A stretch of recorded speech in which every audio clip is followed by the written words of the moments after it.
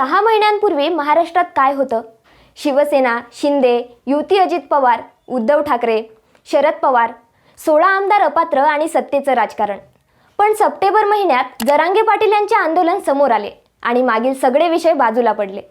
राजकारणातले सगळे विषय चव्हाट्यावर आल्यानंतर आरक्षणाचा सामाजिक विषय महाराष्ट्राच्या केंद्रस्थानी आला. यातूनच ओबीसी विरुद्ध मराठा समाज हा नवा वाद सुद्धा सुरू झाला. या सगळ्या घटना घडत असताना महाराष्ट्रात प्रामुख्याने कोणत्या गोष्टी बदलल्या, तोच विषय आज मी तुमच्या समोर घेऊन आली आहे. नमस्कार, मी मायावती आणि तुम्ही बघत आहात आधुनिक केशरी. सत्ताधाऱ्यातले सामाजिक ध्रुवीकरण. जरांगे पाटलांनी पहिल्यांदा उपोषणाला सुरुवात केली. त्याच्या काहीच दिवसांनी आंदोलनस्थळी पोलिसांचा लाठीचार्ज झाला. संपूर्ण महाराष्ट्रात या कार्यवाहीवर टीका झाली. त्यामुळे या लाठीचार्जची नैतिक जबाबदारी मुख्यमंत्र्यांवर जरी असली तरी फडणवीस टार्गेट झाले. महाराष्ट्रात गृहमंत्री देवेंद्र फडणवीस आहेत, त्यामुळे टीकेचा प्रत्यक्ष रोख त्यांच्याकडेच होता.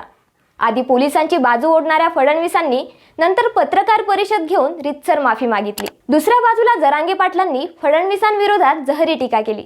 शेवटी फडणवीस आणि मराठा आरक्षण यांच्यात दरी जी वाढत गेली ती कायमचीच. अनेक फोन कॉल झाले. अगदी भाजपचे नेते जरांगे पाटलांच्या स्टेजवर त्यांना उपोषण सोडवायला विनवणी करायला आले.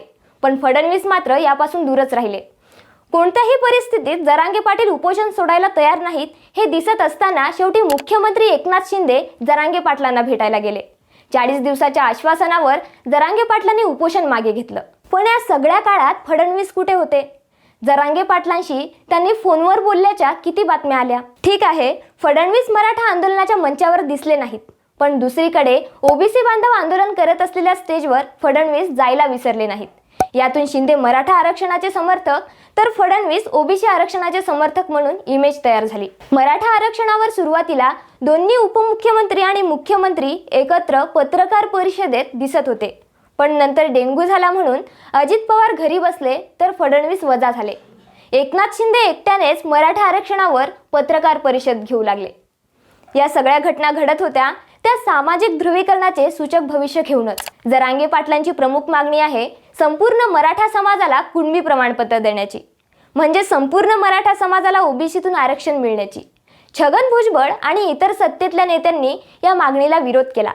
फक्त विरोधच केला नाही तर जरांगे पाटलांच्या जिल्ह्यात 150 एकर जागेत सभा आयोजित केली. आरक्षणाला आमचा विरोध नाही, पण आमच्यातून नको या एका भूमिकेतून ओबीसी समाज जरांगे पाटलांच्या त्या एका मागणी विरोधात एक होताना दिसतोय.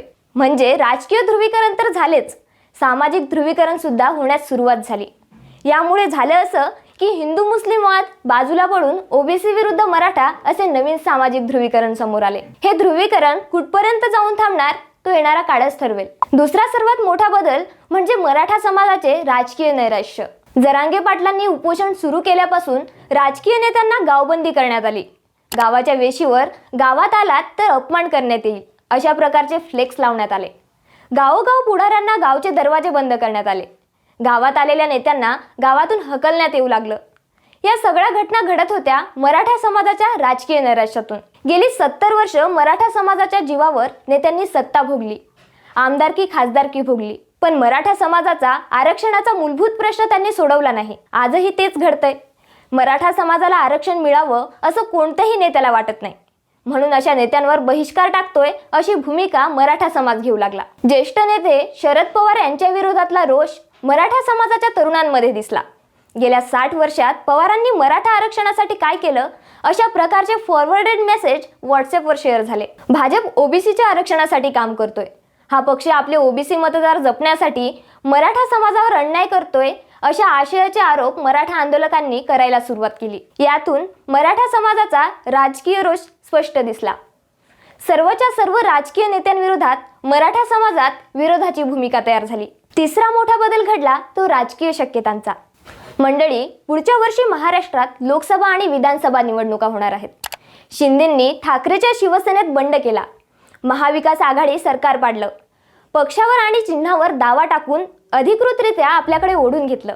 यामुळे कुठेतरी ठाकरेंच्या शिवसेनेकडे सहानुभूतीची लाट तयार झालेली. याच लाटेचा वापर ठाकरे पुढील निवडणुकीत करणार असतील किंवा नक्कीच करतील.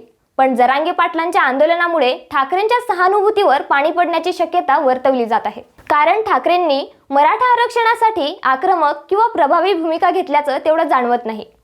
त्यामुळे पुढच्या निवडणुकीत मराठा समाज ठाकरेंच्या शिवसेनेला किती पाठबळ देतो हाच मोठा प्रश्न आहे. दुसरीकडे राष्ट्रवादीचं सुद्धा तसंच आहे. अजित पवारांनी बंड करूनही शरद पवार स्वतःभोवती सहानुभूती गोळा करू शकले नाहीत. आजही त्या दोघात कसलंच वैर नाही असं लोकांना वाटतं. आणि वरून मराठा समाजात पवारांनी मराठा आरक्षणासाठी काहीच केलं नाही ही भावना निर्माण झाली आहे. यामुळे महाराष्ट्रात मोठ्या प्रमाणात असलेला मराठा समाज आजवर पवारांच्या पाठीमागे उभा राहिलाय. इथून पुढे हे राजकीय समीकरण बिघडण्याचीच जास्त शक्यता वर्तवली जात आहे. भारतीय जनता पार्टीचंही काही वेगळं नाही. ओबीसी समर्थक म्हणून त्यांची इमेज तयार झाली आहे. यामुळे मराठा आंदोलनाचा सर्वात जास्त फटका भाजपलाच होणार अशी चिन्हे दिसत आहेत. मग पुढे काय घडेल? एकनाथ शिंदे यांच्या कार्यकाळात मराठा आरक्षणाचा प्रश्न मार्गी लागला तर तो मोठ्या प्रमाणात मराठा समाज शिंदेच्या पाठीमागे उभा राहू शकतो. म्हणजे अपात्रतेच्या परीक्षेत शिंदे पास झाले तरच हे शक्य आहे. नाहीतर ऐन निवडणुकीच्या आधी दुसरा मुख्यमंत्री महाराष्ट्राला मिळू शकतो. अशा वेळी या गोष्टीचा फायदा नवीन मुख्यमंत्र्यांना मिळू शकतो. देवेंद्र फडणवीस मुख्यमंत्री असताना कायदेशीर मराठा आरक्षण मिळाले होते. खरं तर या गोष्टीवरून फडणवीस आपली मराठा प्रेमी इमेज तयार करू शकले असते तर फडणवीस यांना पुढे राजकीय फायदा मिळू शकला असता. पण सध्या काय परिस्थिती आहे हे तुम्हाला सुद्धा माहिती आहेच. मंडळी, जरांगे पाटलांच्या आंदोलनामुळे महाराष्ट्रात नवीन मराठा नेतृत्वाला स्कोप तयार झालाय. या आंदोलनातून नवीन मराठा राजकीय नेतृत्व मिळू शकतं. पण हे सगळं शक्यतेवर अवलंबून आहे. बाकी तुम्हाला काय वाटतं? खाली कमेंट करून नक्की सांगा आणि आमच्या आधुनिक केसरी यूट्यूब चॅनल सबस्क्राईब करा. धन्यवाद.